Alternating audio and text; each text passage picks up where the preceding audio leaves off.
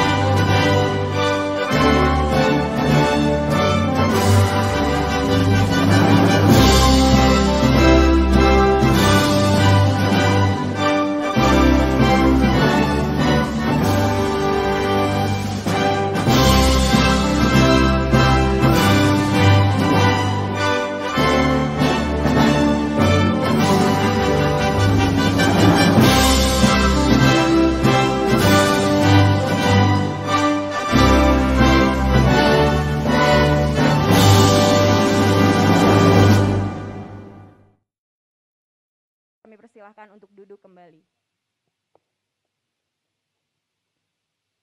Bapak Ibu, acara sosialisasi pedoman pengharus utamaan gender dan peringatan Hari Ibu telah dimulai sejak pagi tadi. Dimulai dengan senam bersama yang diikuti oleh wakil dari ibu-ibu dari 3 desa, Panundaan, Alam Endah, dan Sugi Mukti.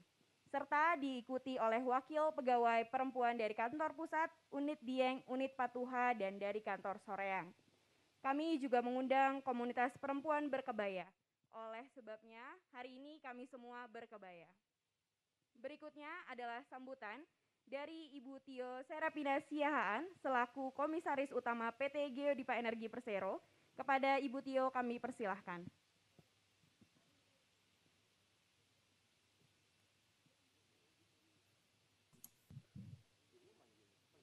Jadi saya duluan ini. Baik, terima kasih. Assalamualaikum warahmatullahi wabarakatuh. Yang saya hormati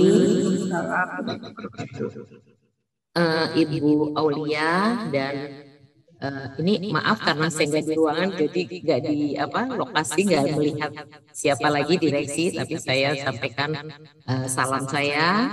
Yang saya hormati seluruh jajaran direksi, kemudian seluruh jajaran leader di Geodipa, baik yang di lokasi maupun yang melalui Zoom, dan seluruh insan Geodipa yang saya sayangi.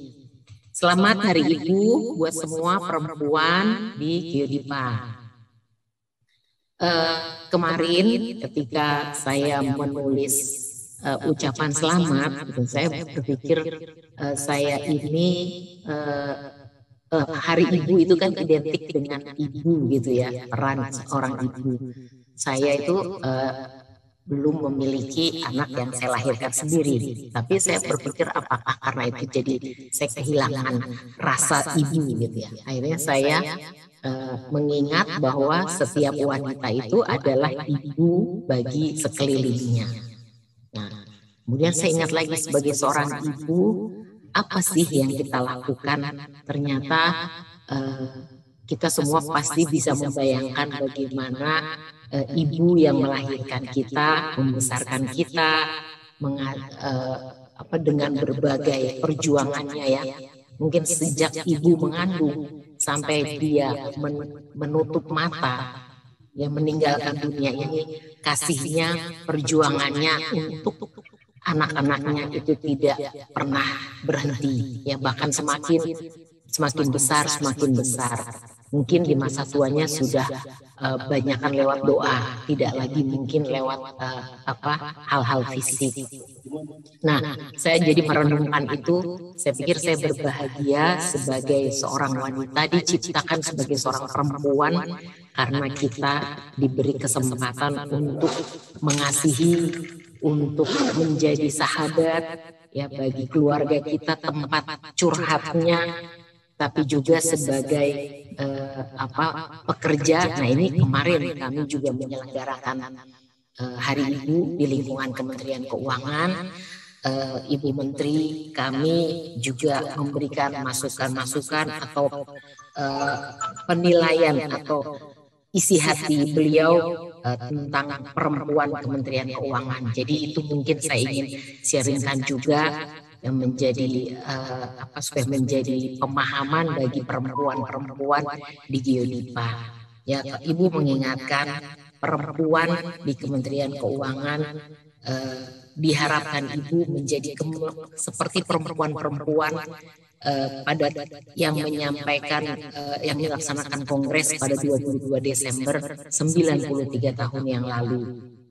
Karena disitulah perempuan itu menyatakan kepeduliannya, tidak hanya terhadap dirinya, tetapi bagi bangsa dan negaranya.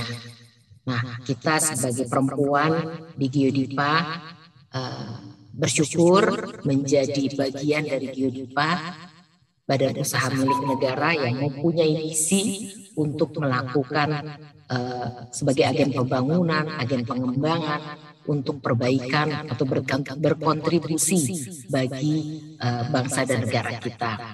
Nah, dalam melaksanakan pekerjaan kita, tentu perempuan-perempuan dengan kewajibannya sebagai istri, sebagai ibu di rumah, pasti memiliki tantangan yang lebih berat untuk bisa melaksanakan tugas-tugasnya secara optimal.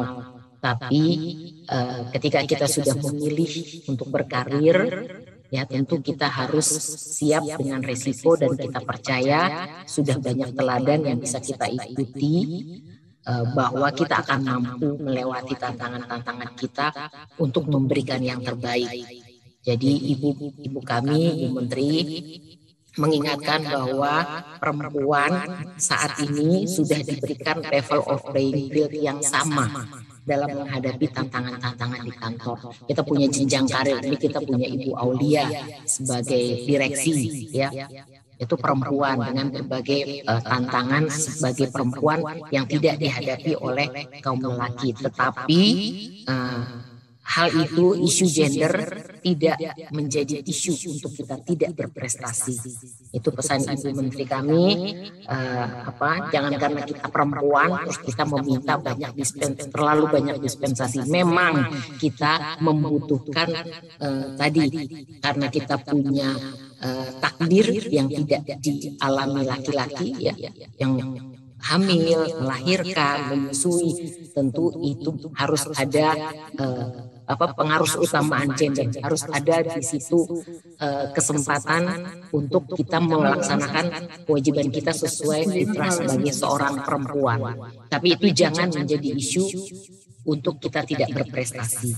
Kemudian yang kedua, jadikan, kalau kami Kementerian Keuangan, perempuan di Geodipa, jadikan Geodipa tempat untuk perempuan Geodipa berprestasi, berkarya, memberikan yang terbaik. Jadi itu yang Ibu kami sampaikan, dan saya pikir itu suatu hal yang saya ingin sharingkan pada kesempatan ini. Di kemarin ketika Bu Endang sampaikan, Ibu ada yang mau disampaikan, saya pikir ini hal yang kesempatan yang baik. Saya bisa sampaikan kepada perempuan-perempuan di Geodipa, berbahagialah kita menjadi seorang perempuan yang diberikan punya hati untuk mengasihi, untuk berbagi, untuk peduli, tapi juga di negara kita dan di Geodipa khususnya kita diberi kesempatan untuk berkarya setinggi mungkin semampu kita lakukan, tentu dengan perjuangan kita, tapi kita percaya kita akan bisa melewati tantangan kita, mencapai itikat kita untuk memberikan yang terbaik bagi bangsa kita. Mungkin demikian yang bisa saya sampaikan. Selamat Hari Ibu buat semua perempuan di Geodipa. Saya bangga dengan perempuan Geodipa. Terima kasih. Wassalamualaikum warahmatullahi wabarakatuh. Waalaikumsalam warahmatullahi wabarakatuh. Terima kasih Ibu Komut. Terima kasih Bu.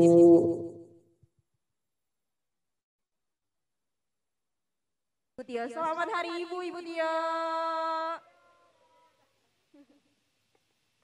Ya, selanjutnya mohon perkenan kepada Bapak Riki selaku Direktur Utama PT Geodipa untuk memberikan sambutan. Kepada Bapak Riki kami persilahkan.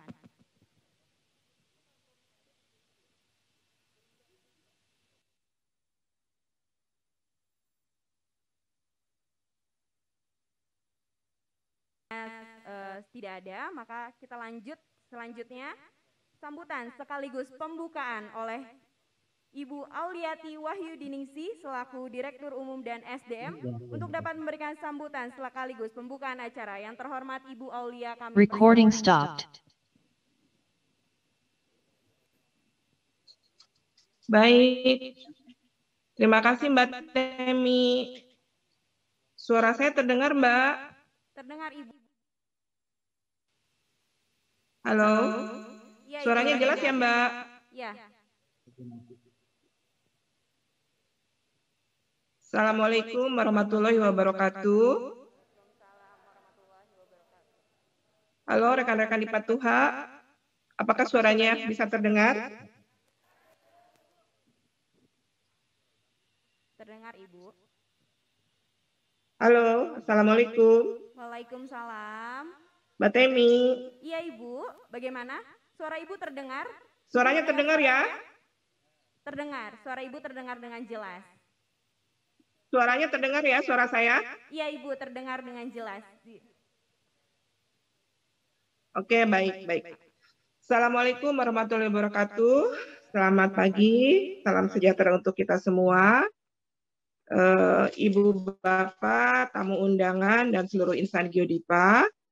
Pertama-tama mari kita panjatkan puji dan syukur kehadirat Allah Subhanahu wa Ta'ala, karena di pagi hari yang cerah ini kita bisa bersama-sama berkumpul dalam keadaan sehat walafiat, baik semua yang sekarang hadir secara fisik di unit Patuha maupun yang hadir secara daring.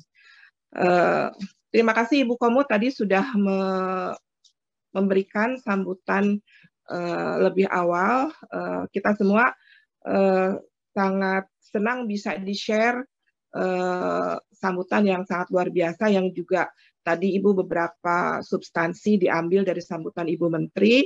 Mudah-mudahan tadi semua yang mendengar kata sambutan dari Ibu Tio bisa memahami dengan baik, terutama substansi yang tadi saya dengar bahwa perempuan di Indonesia itu sudah memiliki playing field yang sama dengan laki-laki gitu ya. Jadi kalau sudah diberi kesempatan juga terus jangan meminta sesuatu dispensasi yang lebih banyak lagi gitu. Mungkin itu substansi utama yang ingin disampaikan oleh Ibu Menteri. Bapak Ibu tamu undangan yang saya hormati dan seluruh insan Geodipa, ini merupakan hari yang berbahagia. Di sini kita berkumpul untuk merayakan Hari Ibu bersama antara Geodipa, masyarakat, dan seluruh stakeholder. Mungkin tadi rekan-rekan di Patuha sudah sempat mengikuti senam pagi bersama ya. Ini merupakan salah satu bentuk kebersamaan kita di hari yang cerah ini. Ibu Bapak yang saya hormati, apabila mendengar Hari Ibu, kita lebih sering mengingat ibu sebagai perempuan yang memiliki anak atau istri dari seorang laki-laki, lambang kasih sayang dan ketulusan hati. Itu adalah sebuah benar. Namun sebenarnya ibu tidak hanya bermakna itu. Ibu selalu dipakai untuk sesuatu yang diagungkan atau penting, sesuatu yang sangat signifikan, yang kokoh, yang memiliki peran besar dalam sistem. Kita sering mendengar misalnya kata ibu kota, ibu pertiwi, bahasa ibu, atau masih banyak lagi. Saya ingin kita semua memaknai ini lebih mendalam bahwa di Hari Ibu ini, kita perempuan harus memiliki peran yang lebih signifikan, memegang posisi-posisi penting, dan mampu menjadi pionir dalam berbagai kegiatan dan program, mampu memecahkan masalah, dan berinovasi. Ini merupakan sebuah kombinasi yang harus kita terapkan. Nilai-nilai luhur yang menjadi lambang perempuan, serta keinginan untuk maju dan menjadi yang terdepan. Bapak Ibu sekalian, keinginan itu tentu tidak akan terwujud tanpa adanya kesempatan. Geodipa sebagai perusahaan mencoba untuk menjadi wadah bagi perempuan untuk bisa berprestasi. Kami telah mensahkan pedoman pengarus utamaan gender pada tahun 2021 ini. Pedoman ini adalah salah satu bentuk strategi perusahaan untuk mewujudkan kesetaraan gender. Ini melibatkan integrasi perspektif gender ke dalam persiapan, desain, implementasi, pemantauan dan evaluasi kebijakan, maupun aksi-aksi yang akan dilakukan ke depan. Kita akan memulai langkah-langkah pengaturan dengan maksud untuk mempromosikan kesetaraan antara perempuan dan laki-laki dan memerangi diskriminasi. Pengarus utamaan gender memastikan bahwa pembuatan kebijakan program atau kegiatan di lingkungan perusahaan lebih berkualitas dan memiliki relevansi yang lebih besar bagi semua elemen masyarakat, baik perempuan maupun laki-laki, menciptakan kesempatan yang sama, sehingga semua memiliki peluang untuk bisa menunjukkan kemampuan terbaiknya. Saat ini, 19% dari karyawan Geodipa adalah perempuan. Ke depan harapannya bisa lebih dari ini. Tentu kami juga mendorong agar perempuan dapat mengisi posisi strategis dalam perusahaan, sehingga perempuan dapat lebih dalam kekuasaan dan dalam peran pengambilan keputusan. Kami percaya bahwa perusahaan yang berfokus pada pemberdayaan perempuan dapat mengalami kesuksesan bisnis yang lebih besar. Ini merupakan investasi jangka panjang karena dapat meningkatkan produktivitas, efektivitas organisasi, dan kepuasan stakeholder yang lebih tinggi. Tidak hanya itu, melalui pedoman ini, kita juga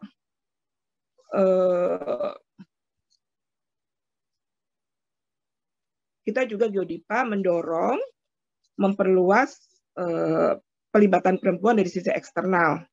Kami melihat pemberdayaan perempuan di lingkungan masyarakat juga merupakan hal yang penting dilakukan. Kami juga percaya bahwa memberdayakan perempuan akan membantu memperluas pertumbuhan ekonomi, mendorong pembangunan sosial, dan membangun masyarakat yang lebih stabil dan adil, terutama yang berada di sekitar wilayah kerja kita. Ini juga dirasa sangat penting untuk peningkatan kualitas kesehatan dan perkembangan sosial keluarga, komunitas, dan bangsa. Bapak Ibu sekalian, dengan hadirnya pedoman ini bukan berarti tugas kita selesai, justru kita di-trigger untuk dapat menganalisis situasi yang ada dengan tujuan mengidentifikasi ketidaksetaraan dan mengembangkan kebijakan program maupun kegiatan yang bertujuan untuk memperbaiki ketidaksetaraan dan menciptakan ekosistem yang lebih baik. Demikian dapat saya sampaikan. Mari kita simak bersama paparan yang akan disampaikan. Dan harapan saya, Ibu Bapak yang hadir langsung di Patuha maupun yang mengikuti acara ini secara daring, dapat ikut serta berinteraksi dalam sesi tanya jawab maupun diskusi yang akan dilaksanakan. Wanita hebat adalah yang mampu terus berdiri menyelesaikan masalahnya, mampu berdoa dan melukis kekuatan melalui proses kehidupan, bersabar saat tertekan, tersenyum saat hati menangis, mempesona karena memaafkan, dan membalut luka hati dengan sabar. Selamat Hari Ibu untuk semua ibu yang kuat dan membanggakan. Mohon izin saya akan memberikan pantun, ini dibantu pantunnya dibuat oleh Rangga ini dari Polsek. Kisah ibu dan berbagai perannya, terjaga waktu tak termakan usia. Mari wujudkan perempuan berdaya, penopang hidup bangsa Indonesia. Wassalamualaikum warahmatullahi wabarakatuh. Saya kembalikan ke Mbak Temi. Sebelum kita masuk ke inti acara, tadi kan kita pagi-pagi udah buat yel-yel ya. Ada yang inget gak nih ibu-ibu yel-yelnya apa? Ingat ya, kalau saya bilang selamat pagi jawabnya apa? Kalau saya bilang ibu-ibu jawabnya apa? Cinta Indonesia? Oke, kita mulai ya Bu ya. 1, 2, 3. Selamat pagi. Ibu-ibu. Cinta Indonesia. Beri tepuk tangan untuk kita semua.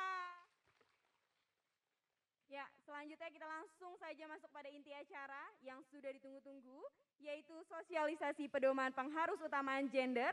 Oleh karena itu tanpa berlama-lama lagi, mari kita sambut Ibu Endang. Kepada Ibu Endang dipersilahkan.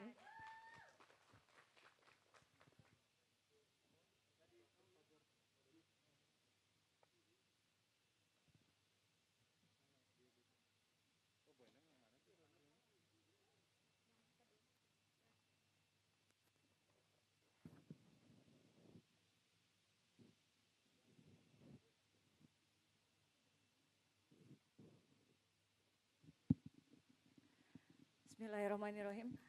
Yang terhormat Ibu Aulia dan jajaran Direksi PT Geodipa Energi Persero, yang terhormat jajaran komisaris serta ibu-ibu, mbak-mbak, adik-adik, kakak-kakak semua yang ada di sini. Assalamualaikum warahmatullahi wabarakatuh. Saya izinnya berdirinya dari sini ya Bu, karena paparannya ada di sini supaya saya bisa lihat.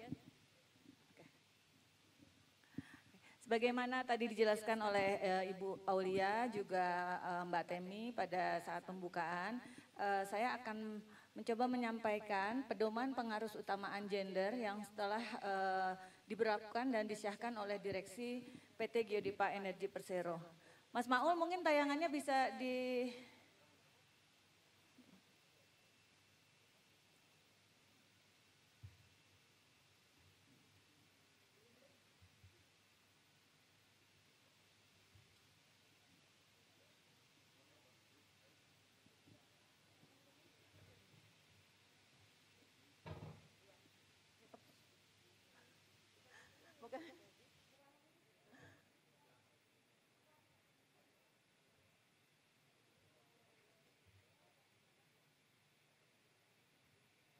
Maaf Ibu, ini event sebelumnya.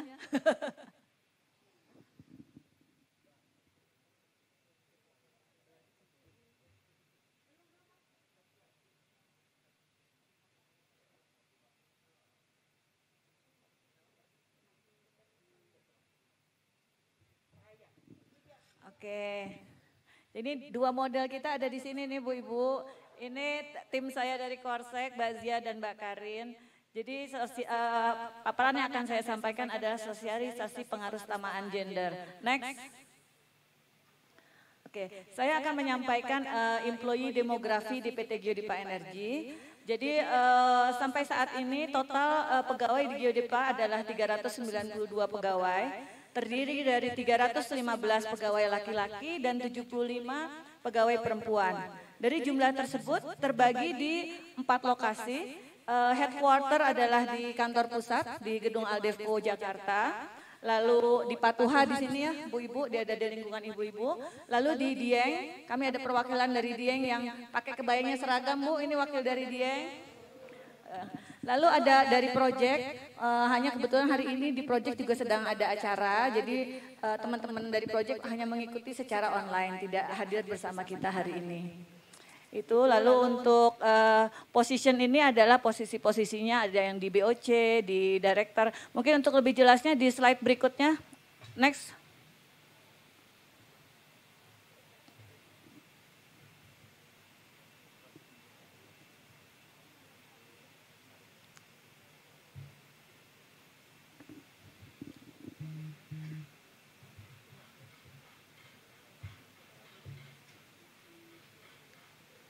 Oke, ini kita lihat bersama. Jadi yang tadi memberikan sambutan di awal, alhamdulillah ya Bu. Jadi komisaris utamanya justru perempuan di Geodipa. Itu juga menunjukkan bahwa di Geodipa isu gender itu sudah tidak menjadi hal yang besar ya. Jadi komisaris utama kami Ibu Serepina Siahaan. Lalu kami punya 2 komisaris lainnya, Bapak Heri dan Bapak Saleh Abdurrahman. Sedangkan jajaran Direksi Geodipa sebagai Direktur Utama adalah Bapak Riki, lalu Direktur Operasi Pak Dodi, Direktur Keuangan Pak Hanif, dan Direktur Umum dan SDM Ibu Aulia yang barusan memberikan sambutan. Berikutnya. Ini tadi Bu Aulia dan Bu Tio. Oke, next. Slide ini saya mau menggambarkan kira-kira inilah salah satu kegiatan teman-teman atau perempuan-perempuan di Geodipa yang melakukan pekerjaannya di kantor pusat. Jadi bukan di site ya Bu, di kantor pusat. Ini foto ini diambil salah satunya pada kita ada salah satu event di kantor pusat. Mayoritas memang yang perempuan-perempuan ini berada di supporting kalau di kantor pusat. Jadi ada di keuangan, di umum, di SDM. Oke, berikutnya. Di next slide aja mau. Nah, ini adalah woman engineer kita yang bekerja di lapangan. Jadi perempuan-perempuan yang bekerja di lapangan. Beberapa teman-teman dari perempuan berkebaya udah pernah ya ke Dieng ya. Kita cuma sebentar aja kayaknya rasanya bangga ya pakai apa? Pakai safety helmet, pakai sepatu boot. Malah ketagihan katanya hari ini mau lagi ya Bu ya. Oke, udah dijanjikan sama Pak Hevi katanya nanti mau pakai safety helmet sama boot lagi ya Bu ya. Jadi ini salah satu foto-foto untuk pekerja-pekerja wanita yang bekerja di lapangan. Berikutnya. Oke, sebetulnya apa sih pengaruh utamaan gender?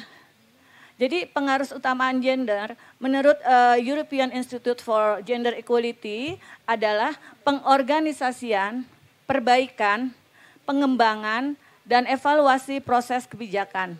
Perspektif kesetaraan gender dimasukkan dalam sebuah kebijakan di semua tingkatan dan semua tahapan oleh para aktor yang biasanya terlibat dalam pembuatan kebijakan.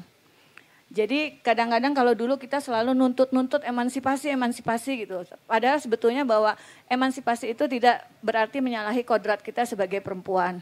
Jadi pengaruh utamaan gender ini juga bukan berarti kita harus selalu diprioritaskan. Tapi kita dibuat setara dengan pekerja-pekerja yang laki-laki dalam hal ini kalau di Geodipa Energy. Oke, next. Oke, dalam penyusunan pedoman pengaruh utamaan gender ini, kami juga dibantu oleh Ibu Sari. Ibu Sari ini adalah senior gender specialist dari ADB. ADB adalah Asian Development Bank. Jadi kami yang masih belajar di Geodipa ini dipandu atau didampingi oleh Ibu Sari, juga didampingi oleh Ibu Yani. Ibu Yani mana Ibu Yani? Nah, Ibu Yani juga yang membantu. Oke.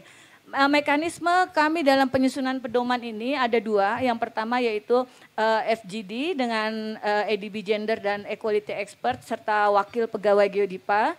Yang kedua dengan dilakukan survei internal di Geodipa. Next. Oke. Pedoman pengaruh utamaan gender telah disahkan oleh Direksi Geodipa pada tanggal 8 Oktober 2021. Nanti kalau untuk teman-teman yang pegawai, pedoman ini sudah bisa diakses langsung. Lalu setelah diterbitkannya pedoman ini dibentuklah SK Tim Pengarus Utamaan. SK Tim ini di sini kalau kita lihat pembinanya Pak Direktur Utama, lalu ketua merangkap anggota adalah saya, dan dari nomor 3 sampai 13 adalah wakil-wakil dari masing-masing divisi baik dari kantor pusat maupun unit. Oke, ini ya timnya. Next, Maul. Oke, dalam pedoman ini mungkin saya nggak bisa hari ini mengupas tuntas semua isi dari pedoman, tapi secara garis besar di dalam pedoman ini ada 5 hal besar yang dituangkan di dalam pedoman.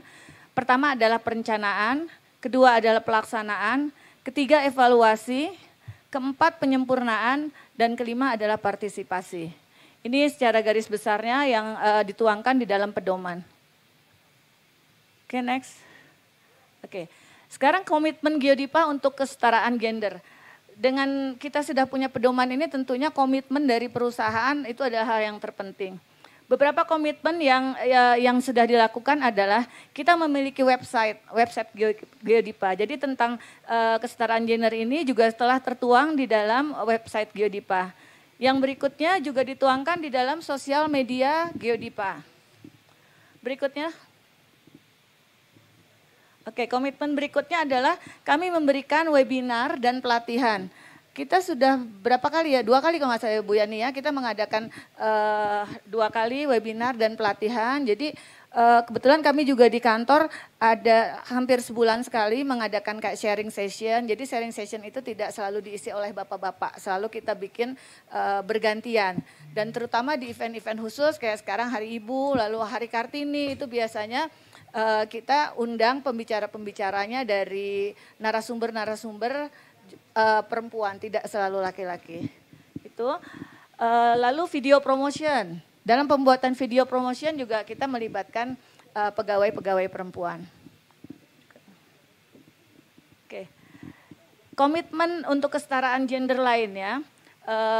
Ini hanya sebagian ya Bu yang kami tuangkan. Pertama, di aturan kami telah menerapkan hak cuti menstruasi. Jadi untuk teman-teman yang menstruasi apabila merasa kurang nyaman atau kurang enak, kami memberikan kesempatan untuk istirahat di rumah sebanyak 2 hari dalam 1 bulan. Yang kedua, hak cuti melahirkan. Nomor 1 dan 2 ini juga sesuai dengan ketentuan ketenagakerjaan di Indonesia.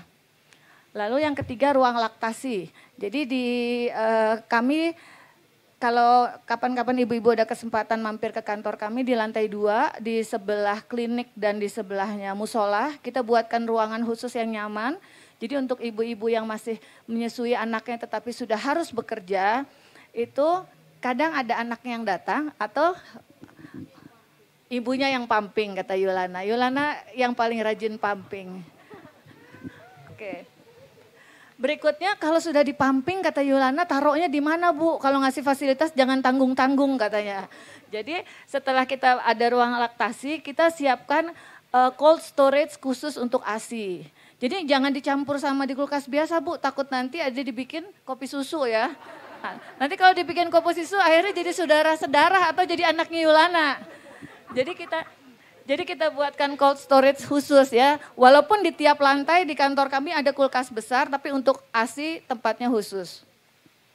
Lalu yang berikutnya kamar mandi khusus untuk perempuan.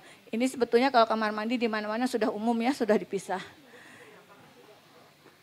Ya di lapangan itu biasanya yang suka masih campur, cuma sekarang kita sudah mulai menerapkan bahwa di lapangan toiletnya harus terpisah. Walaupun di lapangan mungkin toilet wanitanya yang pakai cuma 2, toilet laki-laki yang pakai 20 orang. Tapi tetap kita buat terpisah. Oke. Yang terakhir ini yang nomor 6, equal treatment. Equal treatment itu adalah perlakuan yang sama dalam hal antara lain penerimaan pegawai, pelatihan, promosi, remunerasi. Jadi kalau dulu ya, kadang gini, saya mau ini dong tambah pegawai, tapi gue nggak mau perempuan.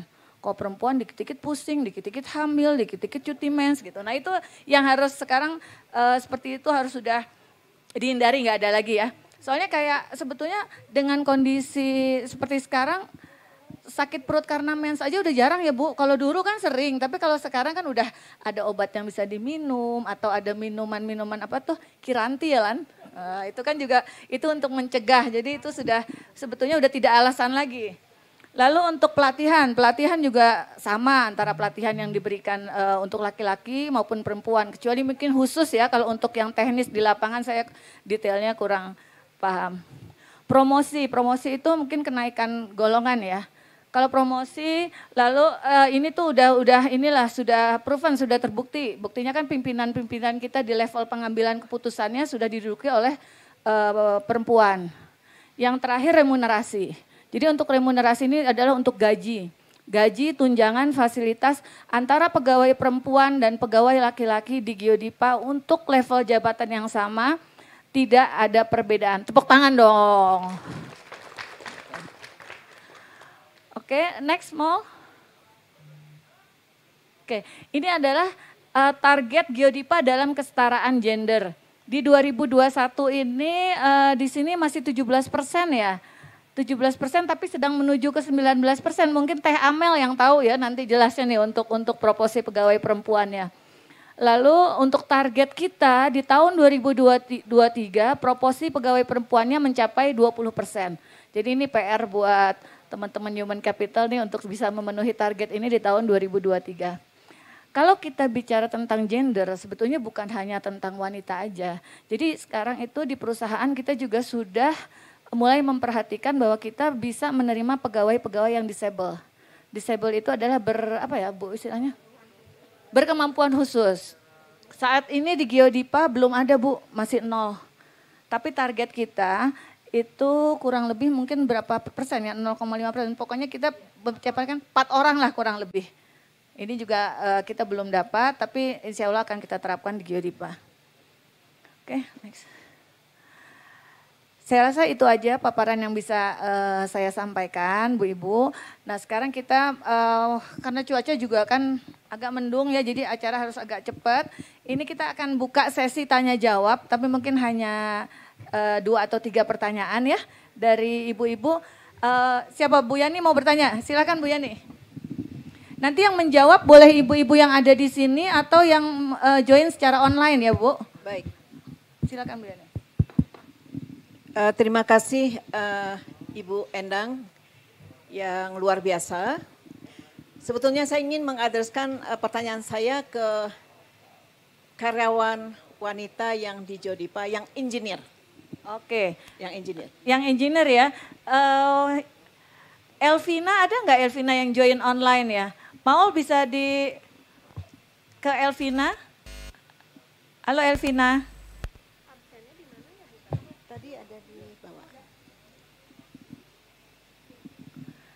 Karena kan yang di sini kayaknya engineer-nya nggak ada yang hadir, Bu. Coba kita cek. Iya. Sebab gini Bu Endang, isu gender yang sangat rawan adalah untuk yang bidangnya STEM ya, Science, Technology, Mechanical, dan Engineering. Jadi karena di sektor energi itu keberadaan perempuan di seluruh dunia itu sangat-sangat minim. Ini menjadi kerisauan dari dunia saat ini. Sementara investasi di sektor energi itu triliunan dolar per tahun. Jadi diharapkan partisipasi perempuan meningkat. Karena itu otomatis akan meningkatkan kesejahteraan keluarga. Nah ini Mbak Elvina udah siap. Mbak Elvina adalah salah satu engineer kita. Perkenalkan diri dulu dong Mbak Elvina. Nama oh ya, halo. Terdengar nggak suaranya Bu? Karena internetnya agak sedikit unstable di sini. Maskernya bisa dibuka, Mbak Elvina. Oh, ya, boleh. Saya kebetulan di kantor jadi sebentar ya.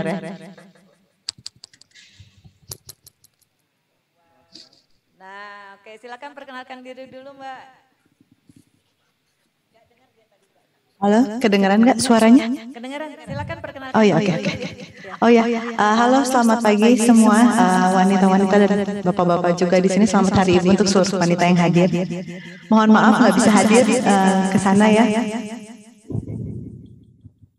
Perkenalkan diri dulu nama. Lalu oh ya, nama Elvina. Saya sekarang berada di Resource and Facility Division. jabatan saya sekarang Asmen Resource, terutama untuk Dieng. Saya udah bekerja lama di Geodipa, lumayan lah, hampir 10 tahun. Begitu mungkin secara singkat. Oke Bu Yani, silakan kalau pertanyaan. Baiklah, saya berdiri ya. Mbak Elvina, Mbak Yani.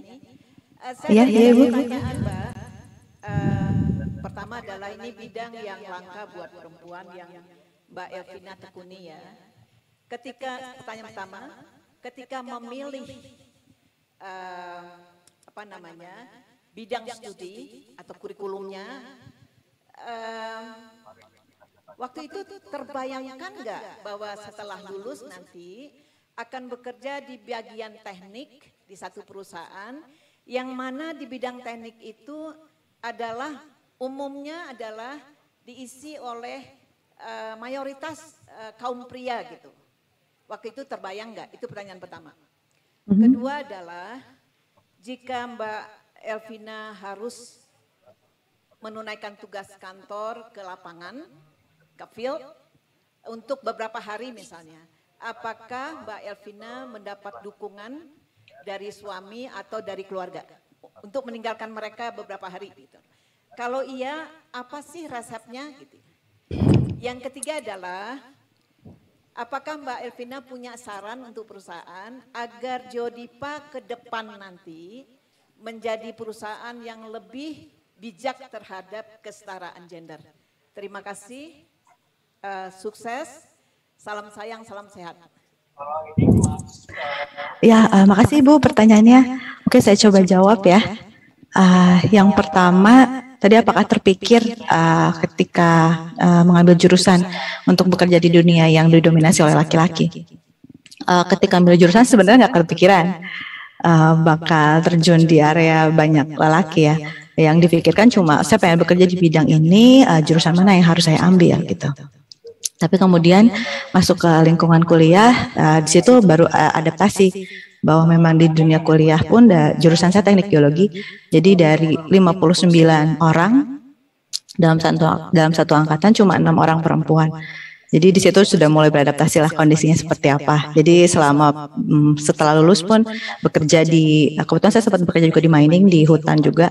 Di sana bisa stay selama 2 bulan, nggak pulang-pulang. Di lingkungan laki-laki, jadi ya sudah terbiasa Bu. Terus untuk pertanyaan yang kedua terkait tadi ya dukungan dari keluarga ya. Kalau dukungan dari keluarga, kebetulan saya juga sudah berumah tangga dan sudah punya anak.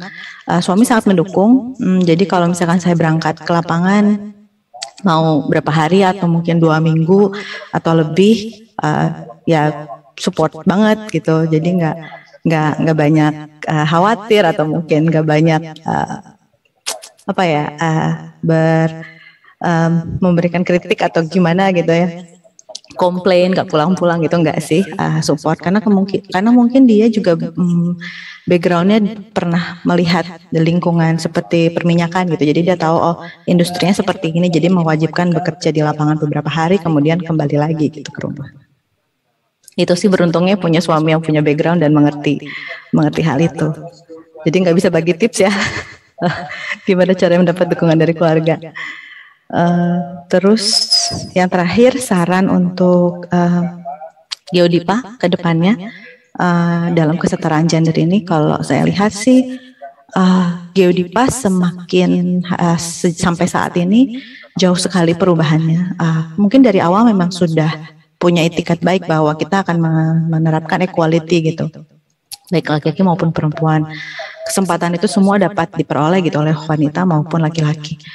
Tapi yang sekarang semakin lebih baik lagi mungkin hal kecil seperti tadi kita disupport kalau misalkan Ibu menyusui diberikan ruangan, karena kita juga sekarang kebetulan baru pindah ya Bu Endang ya ke gedung yang baru, jadi kita punya leluasa untuk mengatur lokasi di mana ibu-ibu menyusui dapat melakukan pumping ASI gitu, lebih leluasa dan lebih nyaman.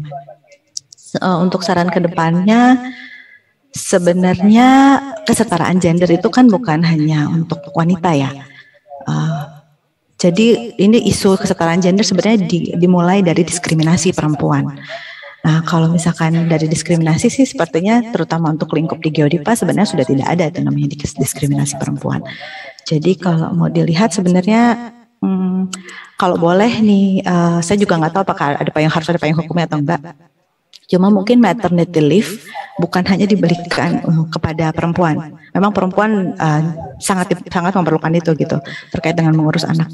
Tapi mungkin juga laki-laki dapat diberikan kesempatan yang sama. Mungkin nggak sebanyak 3 bulan, tapi mungkin bisa 1 minggu gitu untuk membantu istrinya, mendampingi istrinya mengalami proses memiliki anak gitu. Itu sepertinya perlu juga untuk mendukung perempuan atau mendukung istrinya dalam mengurus anak. Itu aja sih mungkin, Ibu.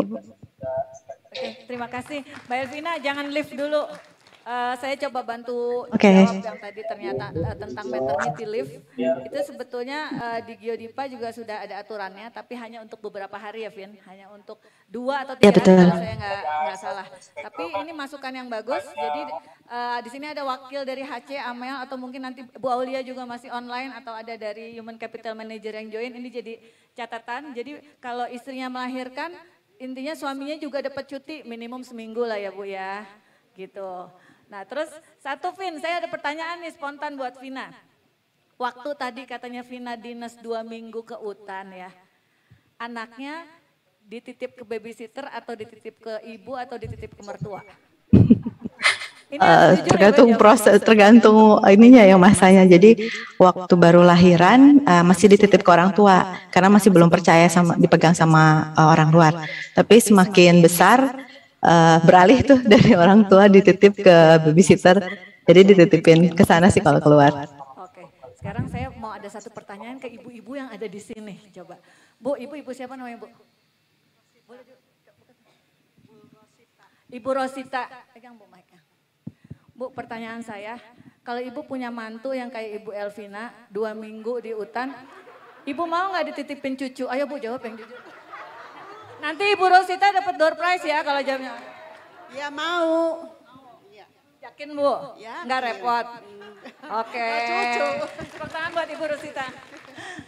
Oke, makasih ya Vin. Vina mungkin mau melanjutkan lagi pekerjaannya. Terima kasih udah join online dengan kita. Selamat sama-sama Bu, makasih. Oke, untuk berikutnya nih saya pengen dengar dari teman-teman Dieng. Mungkin teman Dieng ada yang mau mengajukan pertanyaan. Jadi kita gini ya Bu, dari teman Dieng boleh bertanya ke ibu-ibu dari 3 desa di Patuha. Pertanyaannya jangan susah-susah, siapa yang mau nanya? Oke, silakan Mbak Ayu. Ya, Assalamualaikum warahmatullahi wabarakatuh. Ya, perkenalkan saya Ayu, ibu-ibu dari Dieng. Jauh-jauh pengen ketemu ibu semua di sini. Untuk mengucapkan selamat hari ibu ya. Pertanyaan simpel aja sih Bu. Saya pengen tahu, mungkin ada yang bisa bantu jawab nanti, dalam ibu-ibu mengerjakan kegiatan sehari-hari di rumah, misalnya kerjaan rumah tangga atau mengurus anak, apa suaminya ikut membantu Bu? Terus yang kedua, sebaliknya untuk memenuhi kebutuhan sehari-hari, apa ibu membantu juga dengan bekerja? Itu aja pertanyaannya Bu, monggo siapa yang mau bisa jawab? Ayo Bu, silakan Bu. Mau ada anaknya? Boleh dibuka maskernya. Enggak. Assalamualaikum warahmatullahi wabarakatuh. Pertanyaan pertama, sering membantu itu suami kalau istri sibuk.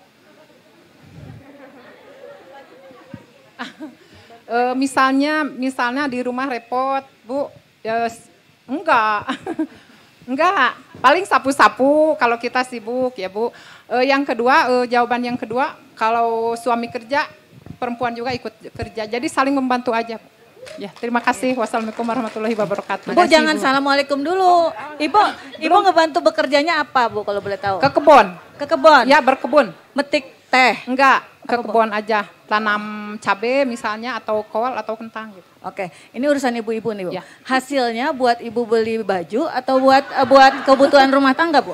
Terutama kebutuhan rumah tangga dulu Bu. Kalau ada sisanya baru kayak belanja online gitu? Buat sekolah anak. Anak, terus kebutuhan rumah tangga kalau ada sisa ya mungkin ditabung atau apa gitu. Nah tuh ibu-ibu muda dengar semuanya ya.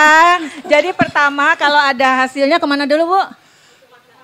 Ya, kebutuhan rumah tangga. Kedua, sekolah anak-anak. Iya. Baru ketiga, tabung. Jadi kalau buat ada ibu sisanya tapi. Oh, gitu. Kalau ada hasil sisa dari kebun, kalau kebagian, kalau enggak mah ya enggak. Oh, gitu. Jadi bukan belanja online duluan ya. Gitu. Oke, Ibu, terima kasih. Ya, sama-sama. Panitia nanti buat Ibu ini dapat ini juga ya, door prize ya. Oke.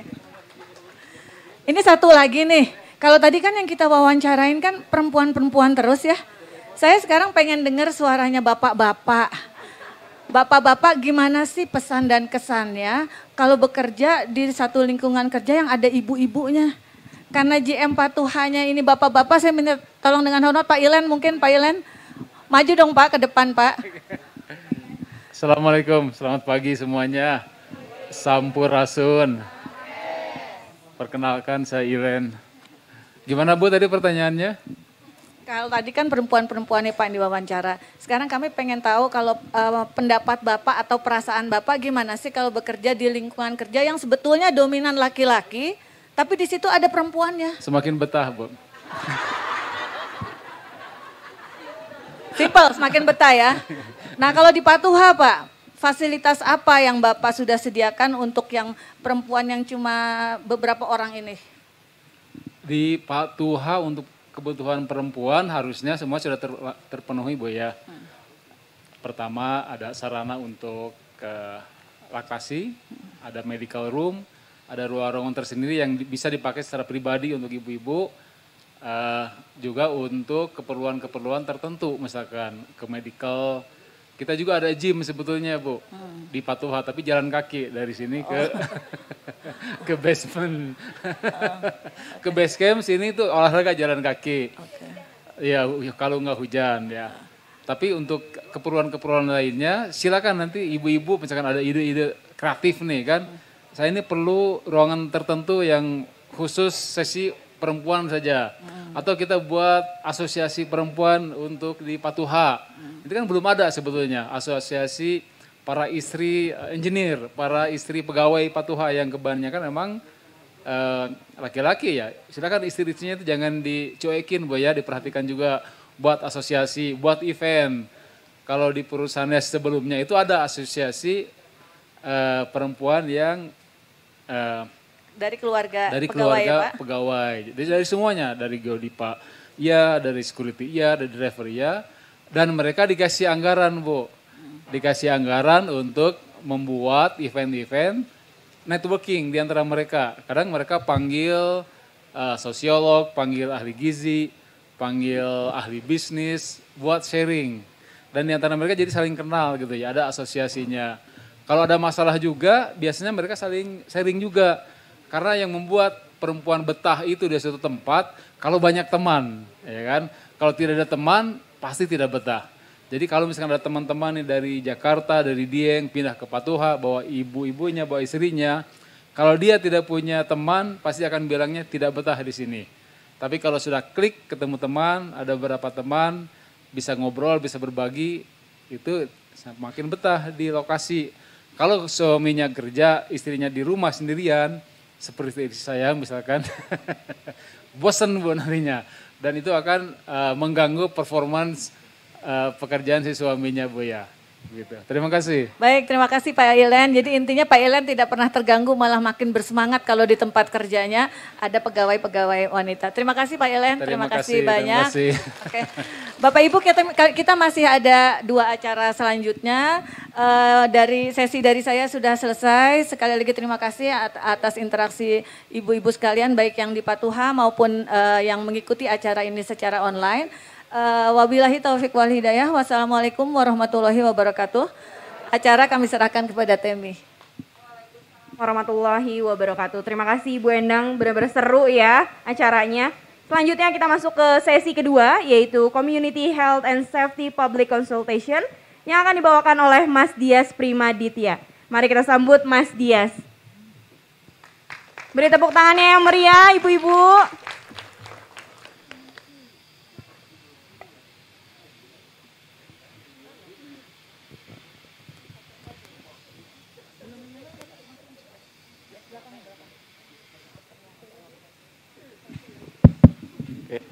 Selamat pagi Ibu-Ibu. Oh baik. Aduh nih, saya agak deg-degan nih kalau sama ibu-ibu ini. Bingung saya. Ya ini salah kostum juga Bu. Saya biasanya kostumnya kalau sama ibu-ibu gini agak gantengan Bu, sekarang agak jelekan. Oke, saya perkenalkan diri, nama saya Dias Bu. Saya dari teman-teman drilling, mungkin ibu-ibu tadi melihat ya. Di arah sini ada seperti tower. Nah itu tempat kami bekerja Pak, Bu. Jadi kita sekarang lagi mengebor. Tapi saya diundang oleh Bu Egi untuk men-sharing community health Bu ya. Oke, selamat pagi semua ibu-ibu dan juga pagi dengan jajaran direksi, juga jajaran komisaris. Baik, saya akan sharing momen aja Bu. Jadi ini adalah foto tentang kita akan ada kita sedang pengeboran ya di daerah Patuha ini Bu. Jadi ini ada semacam synchronize lah dengan alam sekitar Bu. Oke, next. Oke, baik. Kita ini di Wellpad ada dekat sini sekitar 1 kilo ya Bu ya. Kita di daerah Jawa Barat. Baik, next lagi. Nah, ini adalah ibu-ibu lihat tadi Bu, kalau terang. Ya mungkin ibu daerah dari 3 desa terdampak ya Bu ya. Sering dilewati oleh peralatan kami, mohon maaf Bu, terganggu. Jadi inilah peralatan yang mesti kami masukkan ke situ Bu, agar bisa mendapatkan uap Bu ya. Oke, next. Oke, next lagi. Baik, ini ada mobilisasi basecamp, mungkin ibu-ibu yang dari 3 desa terdampak sering lihat ya. Malam-malam ya. Gimana Bu? Rame nggak Bu? Goyang-goyang gitu ya. Bukannya di dalam kamar aja goyang-goyang Bu? Bukan. Baik, baik. Jadi ya mohon maaf Bu, jadi itu untuk sementara aja Bu. Nanti tahun depan mungkin diganggu lagi Bu. Baik. Itu ada juga mobilisasi casing Bu ya. Jadi untuk selubungnya, rig dan juga peralatan eksploitasi. Next. Oke, next lagi. Baik, di tempat kami juga ada protokol COVID ya Bu ya. Kami memang sangat concern dengan COVID. Karena apa? Karena kalau misalnya satu orang terkena Bu, satu klaster itu semuanya kena. Nah jadi ibu-ibu yang ditinggalkan oleh bapak-bapaknya di sini nggak dapat makan juga Bu. Iya kan? Nggak dapat apa ya, semacam periuk nasinya goyang lah. Ibu-ibu seneng nggak kalau periuk nasinya goyang? Enggak ya? Apa nyari sendiri Bu periuknya? Baik, dan juga kami juga ada penyetaraan gender Bu ya. Jadi hampir 30% atau 40% di site kami ini banyak perempuan juga Bu. Dan itu juga kita pisahkan seperti kamarnya, dan juga WC-nya juga kita pisahkan. Dan juga karena memang pertama kali ya kami ini berhadapan dengan pekerja perempuan yang banyak. Memang sehari 2 hari memang agak berbeda. Tapi selanjutnya ya seperti teman lah. Seperti teman, mungkin ibu-ibu. Tapi kita nggak gosip, cuma hanya pekerjaan aja. Ya. Kalau mungkin mau ngajak, misalnya ngajak minum-minum mana, atau kita foto-foto mana, enggak. Kita cuma ngobrol kerja aja. Gua lihat doang. Oke, next. Baik, ini sekilas kegiatan pengeboran. Jadi ada banyak potensi bahayanya seperti ibu-ibu di 3 desa yang terdampak. Jadi misalnya lalu lintas terganggu, tapi kita potensi minimalnya kita kawal ya, kawal terus, dan juga ada coaching juga, terus juga memasang pagar-pagar batas ya, mungkin lihat yang dekat masjid Bu ya, itu ada ini ya, ada warning sign. Jadi kami situ juga concern. Kalau misalnya ada apa-apa dengan penduduk-penduduk sekitar, kami juga yang kena terdampaknya. Ya. Oke, next Pak. Nah, ini analisis potensi dampak adanya kegiatan proyek. Jadi dampak positifnya, kawasan wisata lebih dikenal oleh di luar Jawa Barat. Karena banyak pendatang baru yang melihat, ada Bukit Jamur nih. Wah, yes. Padahal cuma jamur doang Bu ya. Oke, tapi ada potensi dampak negatifnya Bu. Jadi pekerja pendatang ini banyak menjadikan ada kebiasaan baru. Nah, itu kita bisa minimalisir dengan sosialisasi untuk pekerja pendatang itu menghormati kearifan lokal. Ya. Jadi untuk ibu-ibu, kami sering ketemu ibu-ibu yang di daerah lokasi Kampung Gendeng, ya, Kampung Gendeng. Situ juga ada yang buka warung situ, ya kita menghormatin lah ibu-ibu tersebut. Dan kami juga senang Bu, ada yang warung situ. Jadi kalau nyari hiburan untuk makan di luar tuh enak Bu, ya kan? Kalau cowok yang ngelayanin itu agak kurang Bu. Nggak tahu, Indominya itu kurang asin kayaknya gitu kan. Bener nggak Bu ya? Iya. Oke, untuk pembangunan infrastruktur lokal. Jadi insya Allah Bu, kalaupun udah kami ini sudah bisa menaikkan UAP, jadi ibu-ibu juga dampak untuk infrastrukturnya lebih bagus Bu. Insya Allah tuh Bu.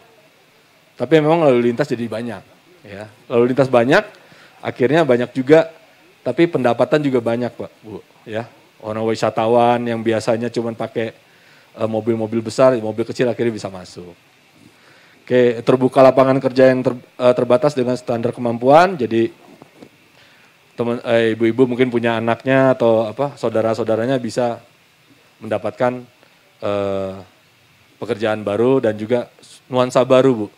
Jadi di kami ini ada 60% orang lokal Bu, itu semua alhamdulillah Bu, senang sekali kerja. Sampai nggak disuruh kerja, ya kerja aja terus gitu. Canda Bu ya. Baik. Yang lainnya juga teman-teman lokal juga mendapatkan pelatihan-pelatihan khusus untuk bekerja dengan indeksnya Bu. Oke, next Mas. Oke, ini harmonisasi tentang kegiatan eksplorasi ataupun lingkungan sekitar Bu ya. Jadi nggak di sini aja Bu pengeboran itu, di seluruh Indonesia semua untuk geotermal. Jadi banyak di sini seperti di Maluku, juga Sumatera Barat, Muara Laboh, saya juga pernah ke sana, itu lingkungannya terjaga Bu. Untuk air pun tidak tercemar. Ya.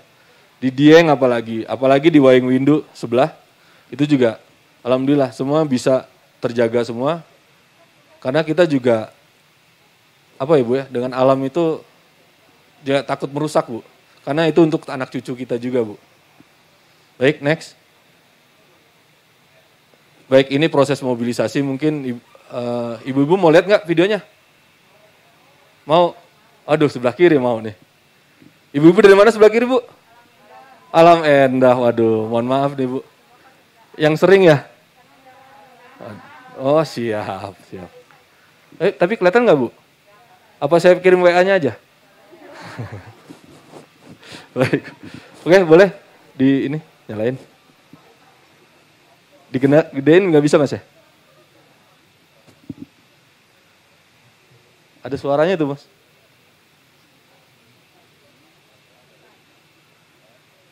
Oh nggak ada ya? Oh baik. Oke, ini adalah proses mobilisasi untuk pertama kali mungkin ibu-ibu yang desa terdampak ya. Jadi banyak debu-debunya Bu, debu-debu yang berterbangan ya. Tapi kita minimalisir dengan speed yang kita jaga dan juga kita siram air. Jadi kalau siram air, insya Allah debunya tidak begitu banyak Bu ya. Kalau siraman dengan hati mungkin cinta yang tambah Bu ya. Baik, ini Bu. Mungkin nggak begitu kelihatan Bu ya. Oke, next aja lah Mas, nggak kelihatan Mas. Kelihatan Pak. Oh kelihatan. Kelihatan banget. Sayanya apa TV-nya Bu? Bapaknya.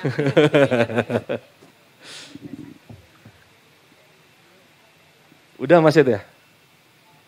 Udah, oke itu Bu ya, sekilas ya Bu ya. Oke, next lagi. Ada.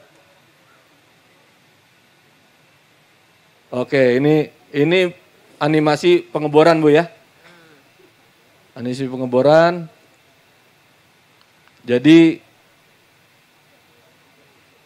Nah ini peralatan-peralatan pengeboran Bu. Jadi mungkin ibu-ibu kalau lewat nanti bisa, inilah animasinya secara jarak dekat. Ini ada pompa-pompa untuk, kalau kayak pompa air itu untuk ngambil airnya Bu. Nah ini Bu. Ya ini yang buat ngebornya Bu. Kalau misalnya ngebor air ya di sini mungkin pakai ini Bu ya, yang segitiga itu. Nah ini lebih besar lagi aja Bu, sama aja sebenarnya. Baik, mungkin itu aja Mas, stop aja, oke. Udah. Oke, ibu-ibu, mungkin dari saya seperti itu, karena saya juga mohon maaf Bu, ada pekerjaan lagi di situ. Kira-kira mungkin ada pertanyaan untuk ini, penyetaraan gender Bu di lokasi kita, drilling? Nggak ada Bu ya? Ya baik. Ya. Terima kasih ibu-ibu waktunya. Assalamualaikum warahmatullahi wabarakatuh. Waalaikumsalam warahmatullahi wabarakatuh. Terima kasih Mas Dias atas sosialisasinya. Sebagai penutup, langsung saja kita masuk ke sesi terakhir, yaitu peran perempuan untuk pelestarian budaya yang akan dibawakan oleh Ibu Rahmi sekaligus untuk memperkenalkan komunitas perempuan Indonesia berkebaya. Kepada Ibu Rahmi kami persilahkan.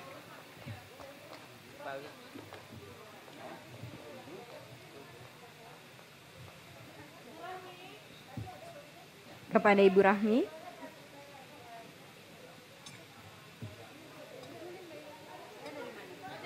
Ibu Rahmi.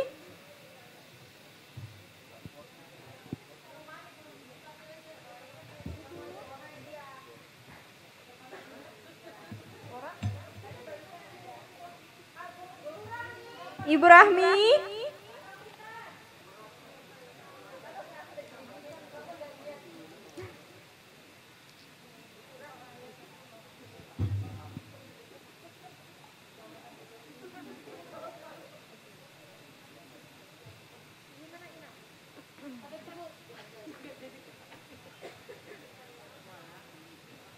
Sekali lagi mari kita persilakan kepada Ibu Rahmi untuk memberikan sosialisasi. Kepada Ibu Rahmi kami persilahkan.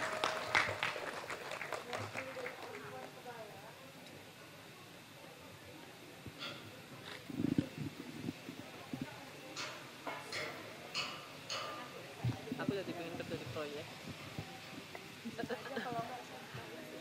Jelas gitu kerja. Gak tahu ditayang tadi. Bisa nggak? Sudah ditayangkan langsung Ibu. Soalnya kalau di sini. Selamat pagi menjelang siang, teman-teman semua. Yang saya hormati Ibu Komisaris Utama PT Geodipa dan Ibu Aulia, Direksi PT Geodipa. Pertama-tama saya ucapkan terima kasih yang sebesar-besarnya atas undangan kepada kami Perempuan Berkebaya Indonesia untuk hadir di acara peringatan Hari Ibu yang diadakan oleh Geodipa hari ini. Bu Endang, jadi pertama-tama saya memperkenalkan dulu Perempuan Berkebaya itu apa ya Bu Endang ya. Nanti setelah itu kita akan bahas sedikit, singkat aja sebetulnya apa sih yang bisa kita lakukan perempuan ini menyangkut kebaya-kebayaan. Kami punya gerakan namanya Perempuan Berkebaya Indonesia dan tagline kami mencintai Indonesia dengan berkebaya. Kenapa kita mencintai Indonesia dengan berkebaya? Karena ternyata kebaya itu adalah warisan leluhur kita. Kalau kita paham itu kebaya apa dan kita sering-sering memakainya, kita tahu sejarahnya, kita tahu kenapa akhirnya kebaya modelnya seperti ini, maka kita beneran akan cinta kepada negara kita ini, kepada negeri kita Indonesia. Next. Indonesia itu punya busana peninggalan nenek moyang yang namanya kebaya. Dan dipakai, dikenal di mana-mana di seluruh Indonesia. Kenapa ini latar belakang kenapa dulu kita akhirnya membuat gerakan perempuan berkebaya ini ya. Kebaya itu dikenal dan dipakai di mana-mana. Jadi ini cerita aja nih, saya pernah berekspedisi ke Pegunungan Pegaf di Papua. Itu 2000 mdpl tingginya. Jadi tinggi banget, dingin banget. Dan ternyata pas acara 17-an di situ ibu-ibunya pada pakai kebaya. Dan ibu-ibu itu adalah saudara-saudara kita, betul-betul perempuan asli keturunan Papua. Mereka pakai kebaya. Dan waktu itu saya kebetulan ke sana sama mahasiswa-mahasiswa penyinta alam dari Mapala UI. Jadi mereka juga semua pada berkebaya, yang perempuan-perempuannya pas 17 Agustus. Waktu saya tanya, kok ibu pakai kebaya bu? Gitu ke ibu-ibu di sana. Dia bilang, ini kan pakaiannya perempuan Indonesia. Nah bayangkan saudara kita di Papua yang udah di ujung timur banget, mereka berkebaya dan mereka merasa itu pakaian perempuan Indonesia. Secara politik itu memang kebaya itu sudah disebut sebagai busana nasional sejak tahun 78. Dimasukkan kategori busana nasional. Nah, kenapa kita harus berkain dan berkebaya? Karena inilah apresiasi kita terhadap budaya Indonesia. Menunjukkan jati diri kita sebagai perempuan Indonesia. Jadi kalau kita misalnya pergi-pergi kemana, kita lihat orang-orang ada perempuan pakai baju sari, kita langsung tahu dia dari India. Kalau lihat baju kimono, kita tahu dia dari Jepang, ya kan? Nah, gimana caranya supaya kalau orang ngelihat yang pakai kebaya kayak gini nih, atau kayak Mbak Sita, sini dong Mbak Sita. Ini juga pakai kebaya. Kalau yang saya pakai namanya kebaya kutu baru, kalau ini namanya kebaya encim. Nah, ada lagi kebaya Kartini. Kalau kebaya Kartini ininya tengahnya ketemu di tengah, nggak ada kotaknya. Jadi sejarah kebaya itu adalah sejarah masuknya Islam di Indonesia. Itu yang banyak di antara kita yang belum paham juga. Saya juga tahu itu karena ada teman kita yang membuat disertasi soal kebaya. Jadi S3-nya dari ITB dia menceritakan bagaimana sejarah kebaya. Ternyata kebaya itu sejarah masuknya Islam ke Indonesia. Dulu ya Mbak Sita ya, perempuan-perempuan itu Indonesia kalau mereka nggak telanjang dada, mereka pakai kemben. Ketika Islam masuk menutup aurat, akhirnya selendang ditutupkan ke bahu. Makanya ini tadinya nih selendang nih. Selendang terus dijahit, tadinya ada kemben di dalam, jadilah kutu baru ini. Kalau kebaya Kartini, itu selendang ketemu di tengah. Jadi nggak ada kotaknya di sini, itu kebaya Kartini. Nah kalau kebaya encim ini saudara-saudara kita yang keturunan Tionghoa, mereka suka warna-warni, terus mereka suka merajut-rajut, akhirnya bordir, akhirnya jadilah yang namanya kebaya encim. Disebutnya sebenarnya kebaya apa deh Mbak? Bukan encim, kerancang. Tapi karena yang memakai saudara-saudara kita yang keturunan Cina banyaknya di awal dulu disebutnya kebaya encim. Silakan duduk Mbak. Nah, itu warisan leluhur yang patut dijaga. Kemudian ada ketentuan juga kita di acara-acara tertentu menggunakan kebaya berbusana pada kegiatan berbusana nasional di kegiatan tertentu. Misalnya acara-acara pelantikan atau apa gitu itu adalah, atau kalau anak-anak muda sekarang kalau mereka pada saat wisuda mereka juga pada pakai kebaya. Nah cuman kalau pakai kebaya sering banget deh orang bilang ribet, repot pakai kain, terus kalau agak ini badannya gue jadi kelihatan gak langsing gitu, jadi kelihatan gemuk apa gimana. Terus yang satu lagi nggak tahu gimana caranya pakai kain yang sebenarnya praktis dan gampang. Nah itulah yang mestinya kita ini ya kita pahami gitu. Nah ini tadi sejarah kebaya sedikit. Nah kebaya zaman sekarang dipakai di mana-mana di seluruh wilayah Indonesia. Tadi saya sudah sampaikan bahwa sejak tahun 78 kebaya sudah ditetapkan sebagai busana nasional sehingga dimanapun di Indonesia banyak yang berkebaya. Terus terjadi modifikasi. Modifikasi itu yang namanya modifikasi bukan berarti menghilangkan pakem kebaya gitu. Ibu baju sini Ibu. Sini. Nah, ini hari ini Ibu merasa berkebaya atau enggak? Mbak deh ini bukan Ibu, Mbak masih muda. Nah, Mbak merasa berkebaya? Ya. Nah, perlu saya sampaikan bahwa baju yang model seperti ini bukan kebaya. Tadi saya sudah cerita bahwa kebaya itu tadinya selendang yang disampirkan ke bahu kita, kemudian selendang itu dijahit, jadilah kebaya. Jadi yang namanya kebaya ada bukaan di bagian depannya. Kalau ini nyambung bagian depannya. Nah, tapi banyak yang merasa yang mengatakan ini modelnya kebaya gitu. Padahal ini bukan kebaya. Kebaya tuh kayak gini. Ada bukaan di depannya karena tadinya selendang yang disampirkan ke bahu kita. Nah, ada yang langsung, ada yang ada kotaknya di sini. Makasih, silakan. Nah, itu juga yang harus kita pahami, itu sebenarnya kebaya seperti apa. Ada pakem-pakem.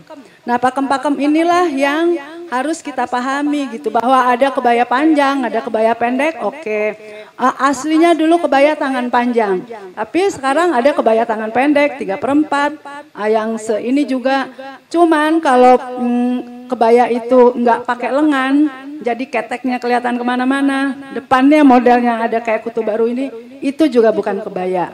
Karena pakemnya kebaya itu memang menutup, kan tadinya menutup tangan yang terbuka gitu, bahu. Terus ketika leluhur kita dulu masih bertelanjang dada, itu untuk menutup dadanya. Nah, kebaya itu ada aspek budaya, aspek politik, pendidikan, ekonomi, psikologis gitu. Ini aspek-aspeknya banyak. Budaya itu tadi, gimana dulu dia muncul, bagaimana penyebarannya, itu aspek budayanya. Aspek politiknya itu kebijakan pemerintah yang diambil tentang kebaya. Nah, sekarang kita nih, kami dari Perempuan Berkebaya sedang memperjuangkan Hari Berkebaya Nasional. Nah, itu termasuk aspek politik karena menyangkut kebijakan pemerintah nantinya. Kemudian kita juga lagi berusaha mendaftarkan kebaya ke UNESCO gitu sebagai warisan tak benda asal Indonesia. Kenapa kita perlu lakukan itu? Karena nanti ada aja yang ngaku-ngaku kebaya itu punya mereka.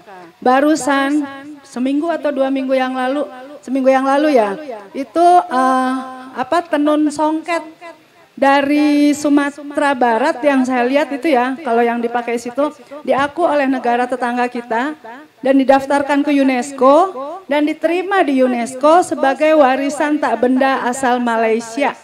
Padahal itu tenunnya aja, ininya tuh motif persis sama songket yang saya punya, saya beli di Bukit Tinggi gitu.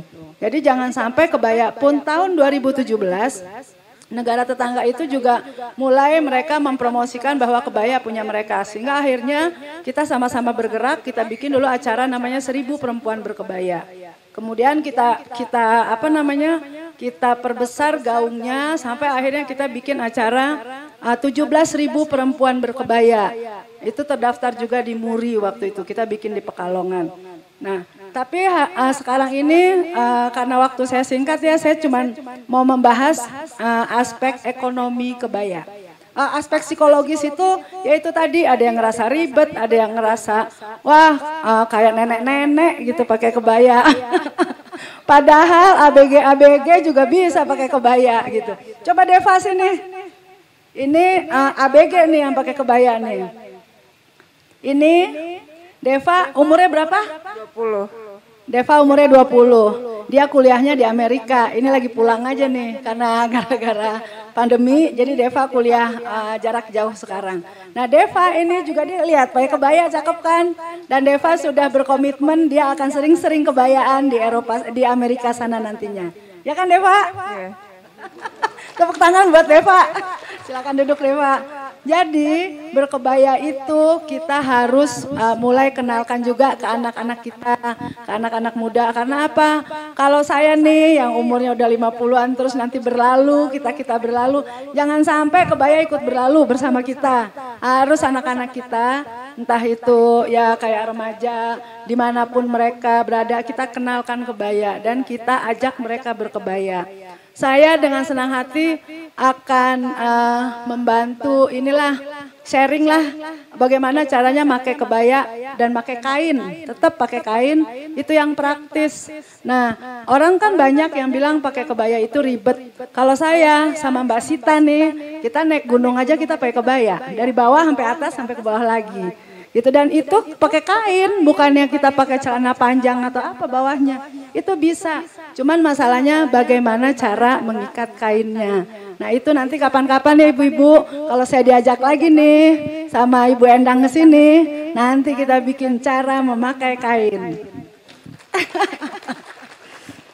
Nah, ini tadi saya mau bicara dikit soal aspek ekonominya kebaya ya.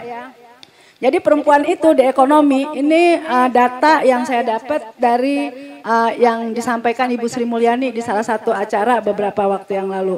61% kontribusi ekonomi itu perempuan di Indonesia. 53,76% UKM dimiliki oleh perempuan. 97% karyawan UKM itu perempuan. Artinya apa? Kita tuh luar biasa ibu-ibu, tepuk tangan buat kita semua. Dan ternyata ya 60% investasi di pasar modal pun itu kebanyakan perempuan. Jadi emang kita luar biasa hebatnya. Nah soal kebaya ini saya dan teman-teman yang suka berkebaya ini membuat koperasi namanya Kobayanita. Kobayanita itu koperasi kebaya etnik Nusantara. Nah di situ kami berusaha menghimpun teman-teman yang punya konveksi atau penjahit atau mempunyai produk-produk yang biasanya kita pakai barang kebaya, aksesoris misalnya cincin, anting dan lain-lain. Kemudian ada perhiasan itu tadi ya, bros, ada pelengkap juga, ada selop, ada tas tangan, ada konde. Nah itu banyak dihasilkan oleh teman-teman kita, ibu-ibu yang ada di berbagai wilayah di Indonesia. Nah kita bergabunglah bersama-sama untuk gerakan berkebaya ini. Mudah-mudahan siapa yang bersedia dan siapa yang tertarik nanti bisa ikutan ya di Kobayanita. Ini kita bisa lihat di sini, ini yang pakai kebaya-kebaya merah ini adalah teman-teman perempuan berkebaya Jogja. Jogja ya, Ambarawa, Ambarawa. Karena gerakan ini ada cabang di 9 lokasi di Indonesia. Nah kalau yang di bawah, yang pakai orange itu saudara-saudara kami perempuan berkebaya Indonesia di Sumatera Barat. Jadi model kebayanya seperti itu, kebayanya panjang dan lebih longgar, tapi yang namanya pakem tadi tidak disalahi. Tetap ada di tengahnya itu ada bukaannya di tengah, terus kiri kanannya simetris dan lain-lain. Nah ya kalau yang di bawah ini kami kemarin mengadakan acara dalam rangka apa ya Mbak Sita kemarin kita? Oh iya ulang tahunnya PBI Perempuan Berkebaya Indonesia. Kami berkumpul berkebaya di Jogja bersama teman-teman di sana. Dan ya seperti biasa lah ya, kita ibu-ibu kalau udah kumpul bawaannya foto-foto, senyum-senyum. Dan itulah cara kita menyebarkan kecintaan pada kebaya ini ke seluruh Indonesia. Karena apa? Dengan foto-foto ini kita taruh di sosmed kita masing-masing, dibaca teman-teman kita, akhirnya menyebarlah kemana-mana soal kebaya ini. Nah, dari segi bisnisnya ternyata ini saya dapat informasi ini dari Kementerian Koperasi. Nah, bahwa ternyata concern pemerintah itu sekarang terhadap pengusaha UKM perempuan itu sangat tinggi, sehingga ada program khusus wirausaha perempuan. Nah, kami Kobayanita ini juga berjalan itu dibantu oleh Kemenkop untuk kedepannya, untuk pengembangan kedepannya. Nah, kalau nanti kita ini juga ingin berkoperasi dalam hal ini ya, karena kita lagi ngomongin kebaya, soal kebaya atau ibu-ibu punya produk-produk yang ada hubungannya sama kebaya, mulai tadi kain, aksesoris, pelengkap. Nah, itu kita bisa nanti bergerak bersama-sama melestarikan budaya sekaligus kita berusaha untuk mengembangkan aspek ekonominya. Kan lumayan kita jadi punya penghasilan tambahan mungkin atau malah jadi penghasilan utamanya kita. Cuman untuk kita mulai bisnis, kita harus punya logika bisnis yang bagus. Kita juga harus punya hati yang jelas bahwa saya itu mau berbisnis, karena itu saya akan melakukan apa aja dalam hal ini. Kemudian kita juga harus punya kemampuan untuk multitasking. Multitasking itu apa? Perempuan itu urusannya bukan cuman ngurusin bisnis kalau dia berbisnis. Ya kayak tadi, ngurusin anak, ngurusin suami, ngurusin even tetangga pun kita urusin gitu. Bahkan kita juga ngurusin teman-teman kita gitu. Orang lain pun kita urusin yang nggak ada hubungannya misalnya keluarga dengan kita atau apa. Cuman kita ya perempuan itu kelebihannya yaitu kemampuan untuk multitasking. Ada penelitian yang menyebutkan bahwa perempuan bisa berbagi konsentrasi untuk 8 hal dalam satu waktu. Makanya kita perempuan bisa sambil masak, kita bisa gendong anak, kita bisa sambil terima telepon, terus kita bisa sambil apalah gitu. Karena perempuan memang punya kemampuan multitasking.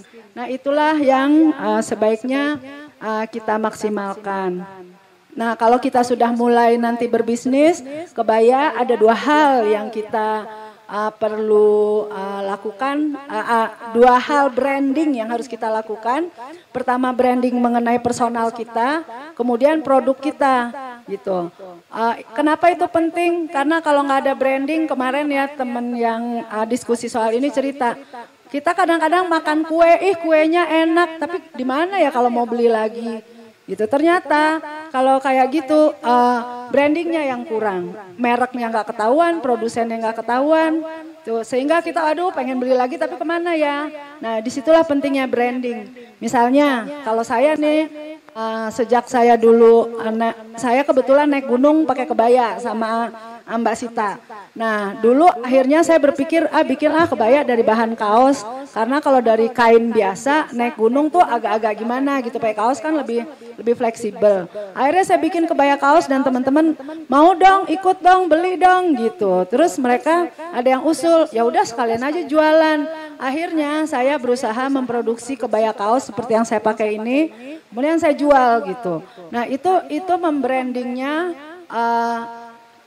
Saya berusaha membuat orang-orang tahu bahwa ada yang namanya kebaya kaos. Terus mereka juga tahu bahwa saya memproduksi kebaya kaos. Nah dari situlah akhirnya saya bisa jualan itu. Sekarang sih dihandle sama anak saya ya kebetulan, karena nggak kepegang gitu sama saya. Akhirnya dia yang berbisnis kebaya kaos itulah. Tapi penting dimulai dengan hati, dengan pikiran, dengan logika, dan kita konsisten gitu melestarikan itu. Nah nanti kalau misalnya ada ibu-ibu berpikir, saya bikin ini deh gitu ya, bikin kain yang bisa langsung dipakai kebaya gitu. Nah itulah di branding, nanti kita lakukan itu bersama-sama. Mbak Arsita sini deh.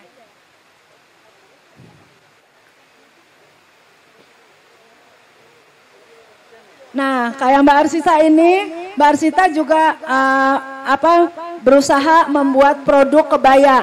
Coba lihat kainnya, kain yang Mbak Arsita ini tadinya kain lurik, tapi dikasih logo perempuan berkebaya. Cakep kan kainnya? Dan ini juga ada temen yang bikin kebaya, kebayanya juga ini lurik ya. Nah, ini Mbak Arsita juga yang bikin.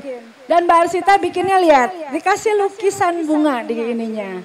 Gitu. Jadi ini kalau kita mau modifikasi, inilah modifikasi yang kita lakukan. Gitu, dan ini jualannya laku nggak Mbak? Alhamdulillah.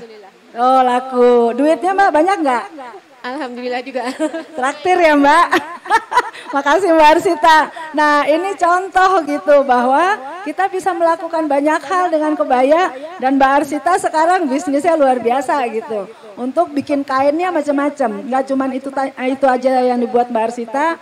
Kebaya pun bukan cuman yang yang ada lukisannya, tapi Mbak Arsita berusaha membuat kebaya macam-macam.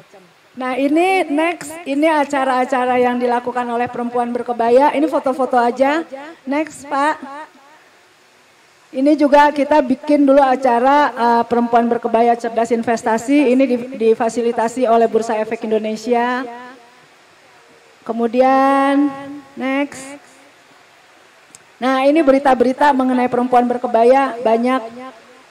Mungkin ya karena banyak yang tertarik dengan kegiatan kita ini, karena kegiatan budaya terus yang melakukan perempuan-perempuan, dan kita memang ya itu tadi banyak foto-foto narsis Sehingga akhirnya menyebarlah informasi kita itu kemana-mana. Bukan foto narsisnya sih, informasi mengenai perempuan berkebayanya. Next. Ini kita seringlah diwawancara di TV. Saya sama Mbak Arsita. Mbak Sita ini Ketua Perempuan Berkebaya Indonesia Bogor. Di sini juga ada Mbak Nuni, Ketua Perempuan Indonesia Berkebaya Indonesia. Jakarta, sorry. Next. Ini kita bikin ide dulu Selasa Berkebaya. Kenapa Selasa? Karena kata-kata Selasa Kebaya. Gitu, itu enak didengarnya. Akhirnya kita bikin acara Selasa Berkebaya. Next, Pak. Nah, segitu aja. Saya kalau ngomong nggak berhenti-berhenti. Jadi terima kasih sudah mendengarkan dan sudah bersedia mengikuti sharing mengenai perempuan berkebaya. Mudah-mudahan niat kita untuk melestarikan kebaya sebagai budaya Indonesia itu bisa tercapai dengan baik. Assalamualaikum warahmatullahi wabarakatuh. Waalaikumsalam warahmatullahi wabarakatuh. Terima kasih Bu Rahmi. Sebelum kita masuk ke penutup acara, marilah kita sama-sama melihat video yang tadi pagi kita lakukan, yaitu senam. Sudah siap Masnya? Jangan malu dong, cantik-cantik kalau kita pakai kebaya pagi-pagi. Gimana, udah siap Mas?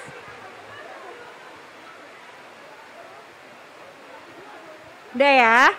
Boleh silahkan diputar.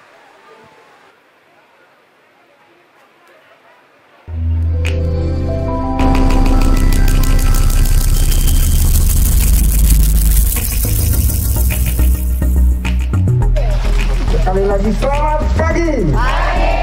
Ya, luar biasa ibu-ibu, memang Ibu-ibu luar biasa. Cinta Indonesia berkebaya. Terima kasih. Assalamualaikum warahmatullahi wabarakatuh. Kasih jarak ya, dikasih jarak dulu. Nanti takutnya.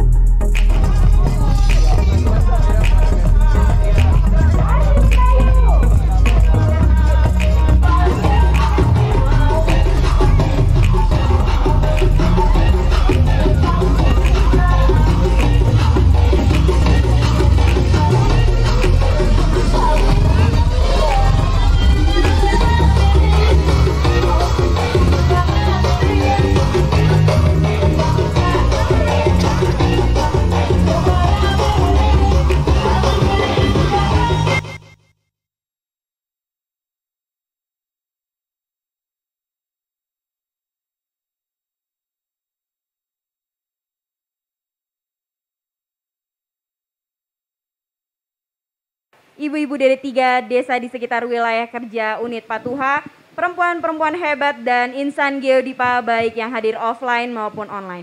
Demikian kita akhiri acara sosialisasi pedoman pengharus utamaan gender dan perayaan Hari Ibu. Saya Temi beserta dengan panitia yang bertugas undur diri. Terima kasih atas perhatian dan kehadirannya. Mohon maaf atas kekurangan dan kesalahan dalam pelaksanaan acara. Selamat Hari Ibu, salam sehat. Wassalamualaikum warahmatullahi wabarakatuh. Untuk ibu-ibu sudah absen semua. Namanya Kobayanita. Kobayanita itu Koperasi Kebaya Etnik Nusantara. Nah, di situ kami berusaha menghimpun teman-teman yang punya konveksi atau penjahit atau mempunyai produk-produk yang biasanya kita pakai barang kebaya, aksesoris misalnya cincin, anting, dan lain-lain. Kemudian ada perhiasan itu tadi ya, bros, ada pelengkap juga, ada selop, ada tas tangan, ada konde. Nah, itu banyak dihasilkan oleh teman-teman kita, ibu-ibu yang ada di berbagai wilayah di Indonesia. Nah, kita bergabunglah bersama-sama untuk gerakan berkebaya ini. Mudah-mudahan siapa yang bersedia dan siapa yang tertarik nanti bisa ikutan ya di Kobayanita. Ini kita bisa lihat di sini, ini yang pakai kebaya-kebaya merah ini adalah teman-teman perempuan berkebaya Jogja. Jogja ya, Ambarawa. Karena gerakan ini ada cabang di 9 lokasi di Indonesia.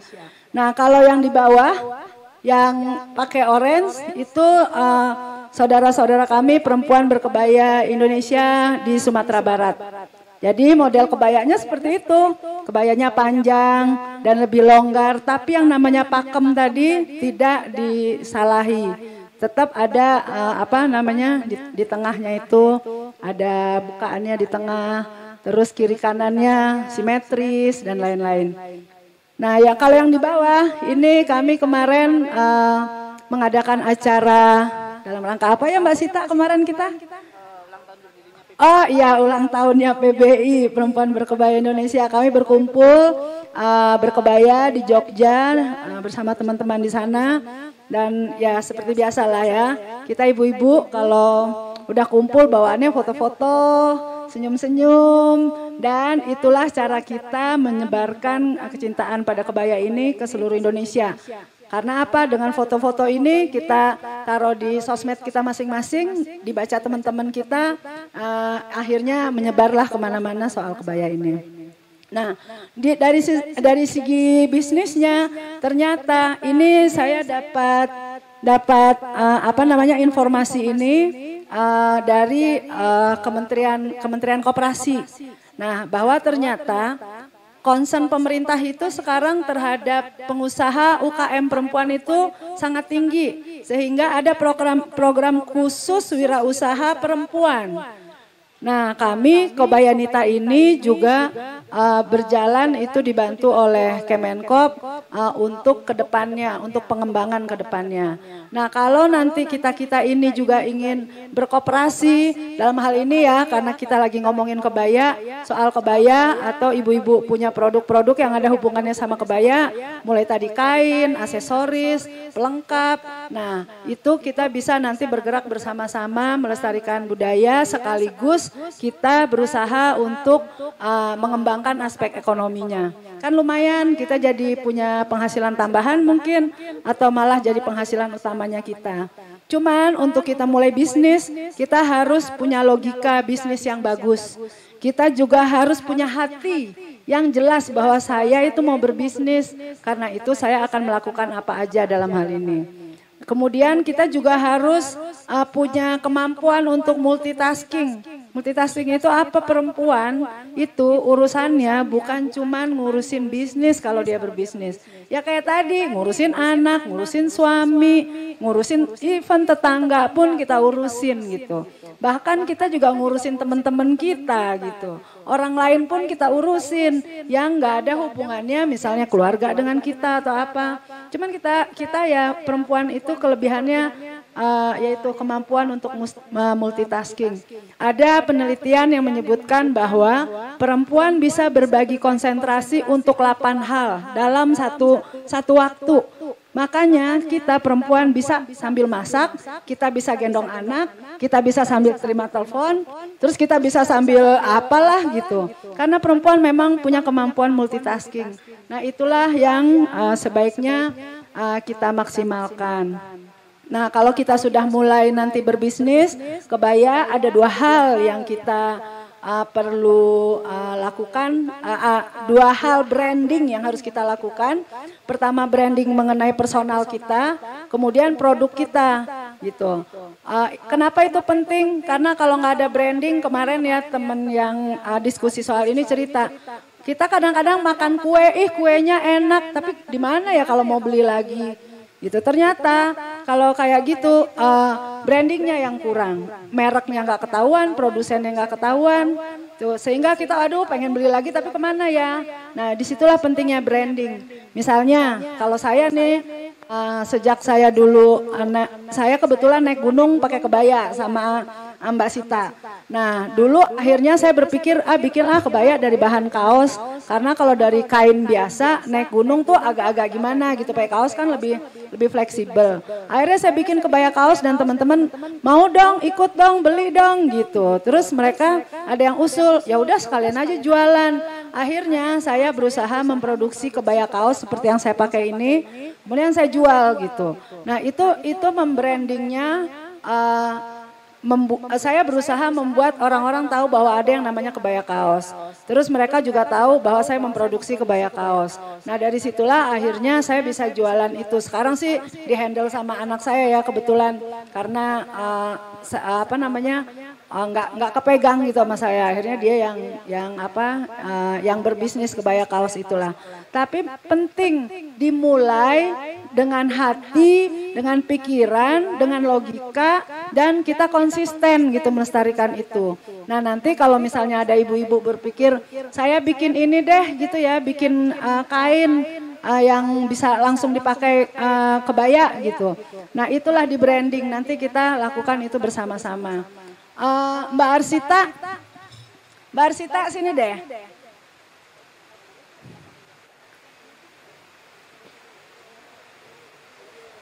Nah, kayak Mbak Arsita juga berusaha membuat produk kebaya. Coba lihat kainnya Mbak Arsita ini tadinya kain lurik, tapi dikasih logo perempuan berkebaya.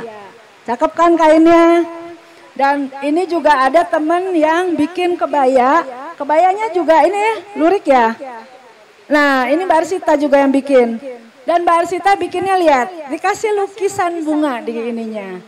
Gitu. Jadi ini kalau kita mau modifikasi, inilah modifikasi yang kita lakukan. Gitu, dan ini jualannya laku nggak Mbak? Alhamdulillah. Oh laku. Duitnya Mbak banyak nggak? Alhamdulillah juga. Traktir ya Mbak. Makasih Mbak Arsita. Nah ini contoh gitu bahwa kita bisa melakukan banyak hal dengan kebaya, dan Mbak Arsita sekarang bisnisnya luar biasa gitu. Untuk bikin kainnya macam-macam, nggak cuman itu aja yang dibuat Mbak Arsita. Kebaya pun bukan cuman yang yang ada lukisannya, tapi Mbak Arsita berusaha membuat kebaya macam-macam. Nah ini next, ini acara-acara yang dilakukan oleh perempuan berkebaya. Ini foto-foto aja. Next Pak. Ini juga kita bikin dulu acara perempuan berkebaya cerdas investasi. Ini difasilitasi oleh Bursa Efek Indonesia. Kemudian next. Nah ini berita-berita mengenai perempuan berkebaya banyak. Mungkin ya karena banyak yang tertarik dengan kegiatan kita ini, karena kegiatan budaya terus yang melakukan perempuan-perempuan, dan kita memang ya itu tadi banyak foto-foto narsis, sehingga akhirnya menyebarlah informasi kita itu kemana-mana. Bukan foto narsisnya sih, informasi mengenai perempuan berkebayanya. Next. Ini kita seringlah diwawancara di TV. Saya sama Mbak Arsita. Mbak Sita ini Ketua Perempuan Berkebaya Indonesia Bogor. Di sini juga ada Mbak Nuni, Ketua Perempuan Indonesia Berkebaya Indonesia. Jakarta, sorry. Next. Ini kita bikin ide dulu Selasa berkebaya. Kenapa Selasa? Karena kata-kata Selasa kebaya. Gitu, itu enak didengarnya. Akhirnya kita bikin acara Selasa berkebaya. Next, Pak. Nah, segitu aja. Saya kalau ngomong nggak berhenti-berhenti. Jadi terima kasih sudah mendengarkan dan sudah bersedia mengikuti sharing mengenai perempuan berkebaya. Mudah-mudahan niat kita untuk melestarikan kebaya sebagai budaya Indonesia itu bisa tercapai dengan baik. Assalamualaikum warahmatullahi wabarakatuh. Waalaikumsalam warahmatullahi wabarakatuh. Terima kasih Bu Rahmi. Sebelum kita masuk ke penutup acara, marilah kita sama-sama melihat video yang tadi pagi kita lakukan, yaitu senam. Sudah siap Masnya? Jangan malu dong, cantik-cantik kalau kita pakai kebaya pagi-pagi. Gimana, udah siap Mas?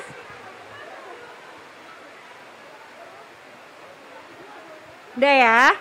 Boleh silahkan diputar.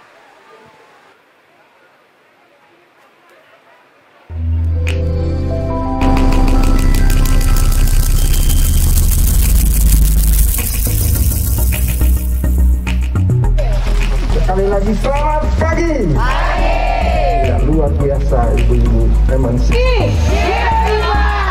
Ibu-ibu luar biasa.